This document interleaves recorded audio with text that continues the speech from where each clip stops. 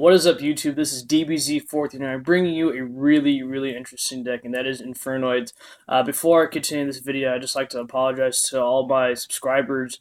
I haven't been posting in a while, but it's because of Link's format. I had to really think of what deck I wanted to play, and after all this playtesting, I decided to play Infernoids. Now, I know a lot of people would think that Infernoids would be dead after the emergency ban list, but that is not the case. I've been doing really well with this Infernoid build, and I'm really excited to show y'all. And yeah, without any further ado, let's get on to the deck. So let's start off with the monsters. We run double Anunku. Um, Really good. When it's summoned, it's a dark hole, and it can negate a spell and trap, so that's really good. Then you run the double Deviati. It's the opposite when it's summoned on the field.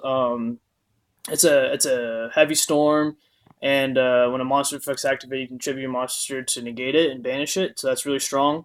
Um, so yeah, these are the two boss monsters, and you have to use them to summon Tierra, and I'll get into that in a little bit. Next, I run the double Atondel. I'm not a, I'm not too big on this card. I only have it for a couple of reasons. One, it's level A and it helps me OTK, but other than that, like it's not all too good. So on the next Infernoid, I run triple Systemus, very powerful. Um, when it attacks a monster, it can banish any card in the field and doesn't target, so that's really strong.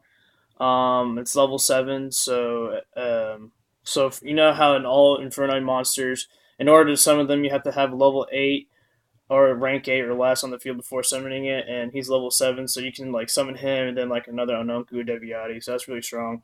Um, and then I won the one. I don't know how to say this guy's name, but I'm just gonna say Infernoid level 6.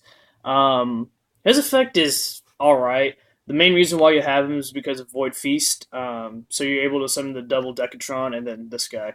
So that's really good. Next, you run the triple Petrulia.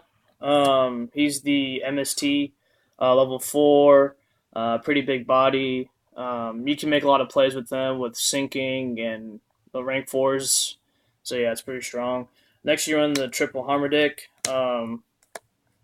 Really good, able to destroy one monster during opposed side of the field. And just to keep in mind that all the small Inferno monsters during your opponent's turn, you can banish a card in the graveyard, which is really good. And to bring my next point about Infernoids, why they're so good, is because one, during Link's format, you don't really access the extra deck too much, and also Infernoids have an answer to any deck, and by banishing monsters in the graveyard, and just having so much utility, destroying monsters, destroying spells and traps, like it has a good matchup. And in any case, going first or second doesn't really matter. They have an answer to everything, so that's why I really like this deck a lot. The next, you run the triple Decatron. Very good card. Really easy to summon, especially with Void Feast. Has a lot of utility. If you ever need to pop a spell or a monster, you can do that. You can also dump the Anonku Deviati to get those negates. Really strong card. It's also a tuner, so you can make some synchro plays.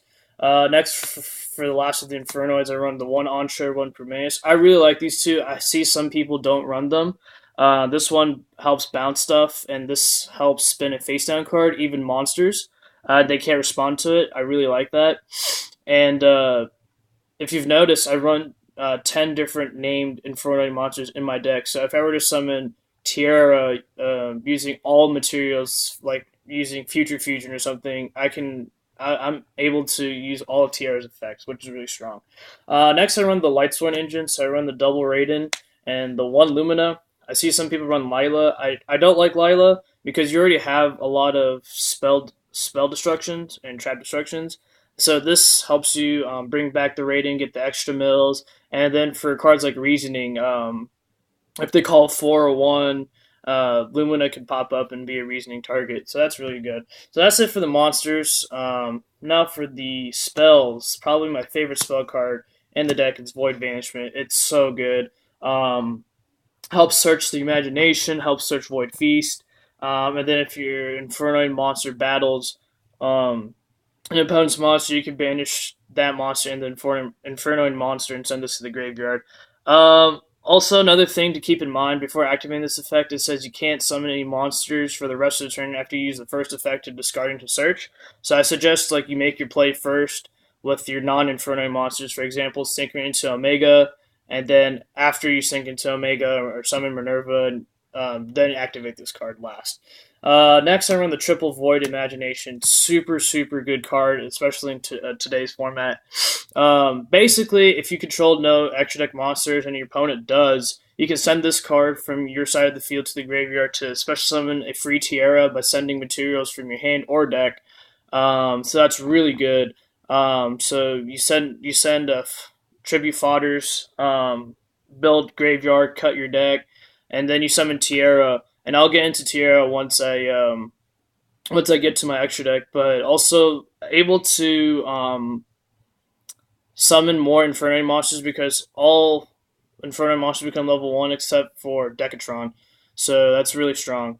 So yeah, that's it for that. And then I run the two Forbidden Lances, aka Void Seer, helps protect your monsters in the grave. A lot of people don't realize that this card's in the graveyard, so it helps protect your Inferno monsters. That's pretty good.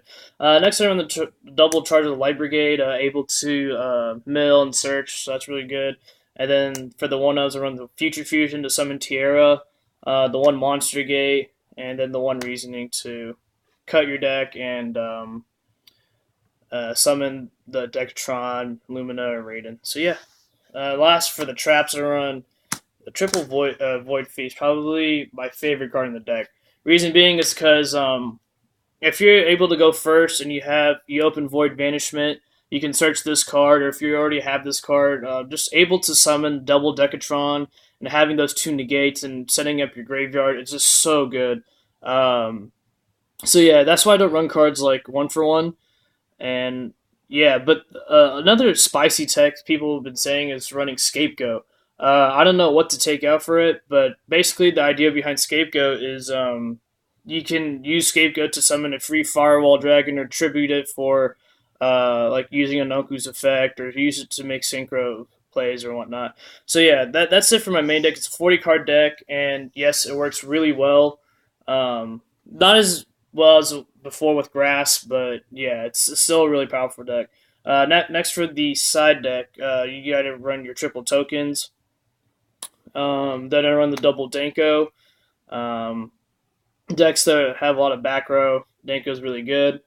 Next, you run a double Ghost Ogre, arguably one of the best hand traps in the game right now. Then you run the Kaiju Engine. Yeah, these four right here, and then the double Slumber, and then double Twin Twister. I don't main it, although it's basically free. It's just because you run Petrulia and Deviati. If there's a lot of decks that run back row, then yeah, I'd main this. But yeah, next I run the one Imperial Order to stop spells and stuff like that, and then the double Mistake. Originally I had anti-spell, but I realized I already ran Danko and Twin Twisters and stuff, so I decided to put the Mistake in.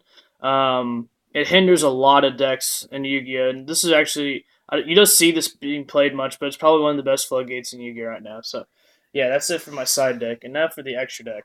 Um, I run the one Trishula. I barely summon it, but it's just there because it's really cool and able to resolving its effect is really strong. Next, you run the one Omega. Omega is just so good.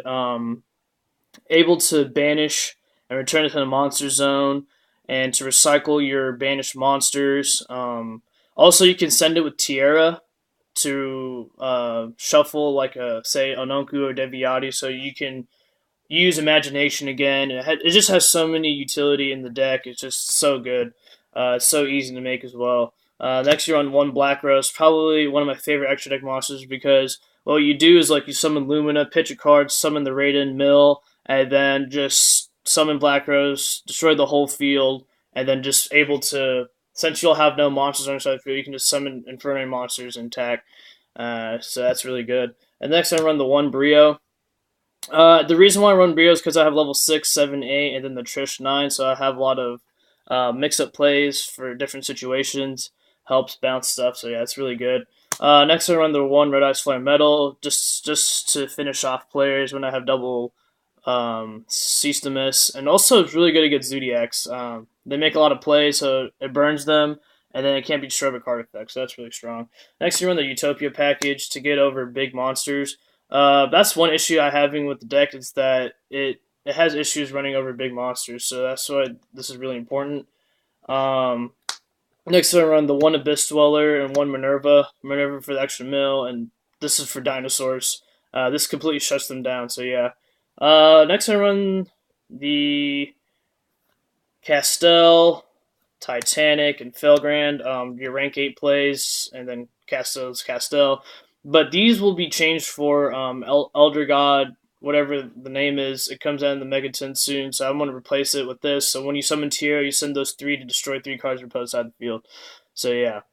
Then you run the triple Tierra. Just so good. Has so many good effects. I mean, my build is to like summon Tierra using Future Fusion, Imagination, and just able to send all those cards from your hand, deck, return stuff from your banish zone. It's really good. You can even pop itself using the Elder God so that you can reset the level lock and able to summon more Infernoid monsters. So yeah, thank you for watching this video. If you have any questions, suggestions, or comments, please post them down below the video. Um, there's just so much utility with this deck. It has an answer to every single deck in Yu-Gi-Oh, and it's still very strong in links. And it's very cheap to build, honestly. So yeah. Once again, thank you for watching, and have a nice day.